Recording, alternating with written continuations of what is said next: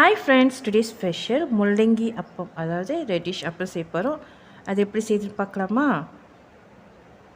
So actually எனக்கு plan இல்லை. நான் கோதுமை அப்பம் செய்யலான்னு இந்த மாதிரி ஆல் பர்பஸ்ஃபுல்லாக மஞ்சத்தூள், உப்பு, தேவையான அளவு தண்ணி ஊற்றி நல்லா கரைச்சி வச்சுருந்தேன். ஸோ ஏன் முள்ளங்கி வீட்டில் நான் சீவி வச்சுருந்தேன் நைட்டு மறுநாள் ஆம்லெட் செய்யலான்னு. ஸோ ஏன் இதை ரெடிஷ் அப்பளமாக செய்யக்கூடாது, முள்ளங்கி அப்பளமாக செய்யக்கூடாது. ஸோ முள்ளங்கி போட்டு ஒரு ரெசிபி உங்களுக்கு காட்டுறேன். ஸோ முள்ளங்கி செஞ்சு சாப்பிட்றப்ப ரொம்ப டேஸ்ட்டாக இருக்கும். ஆனாக்கா பிள்ளைங்களும் விரும்பி சாப்பிடுவாங்க. அவங்களுக்கு முள்ளங்கியோட ஸ்மெல் எதுவுமே தெரியாது, அவ்வளோ ஸ்மூத்தாக இருக்கும். ஸோ இந்த மாதிரி நீங்கள் பொதுவாகவே இந்த கோதுமை அப்பம் செய்கிறீங்களே, இதோட டிஸ்கிரிப்ஷனும் ரெசிபியும் கொடுத்துருக்கேன் நான். ஸோ இதோடு சேர்த்து அந்த முள்ளங்கியை நல்லா திருவிட்டு அதை எடுத்து மாவோடு கலந்துட்டு அப்பம் சொல்கிறோம் பவுடர்.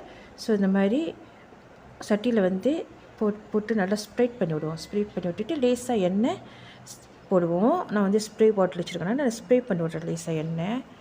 ஸோ நீங்கள் இந்த மாதிரி ஸ்ப்ரே பண்ணி விட்டுட்டிங்கனாக்கா அது கொஞ்சம் நேரத்தில் கீழே வந்துடும். அது இல்லாமல் ஓரத்தில் நல்லா அப்படியே கிறிஸ்பியாக நிறம் மாறிடும். ஸோ பாருங்களேன், நிறம் மாறி இருக்குது, ப்ரௌனாக இருக்குது கீழே. ஸோ இப்போ நம்ம திருப்பி போட்டுக்கலாம். திருப்பி போட்டு அந்த சைட்டை கொஞ்சம் நேரம் நல்லா வேகணும். வெந்த பிற்பாடு நீங்கள் எடுத்து சர்வ் பண்ணலாம்.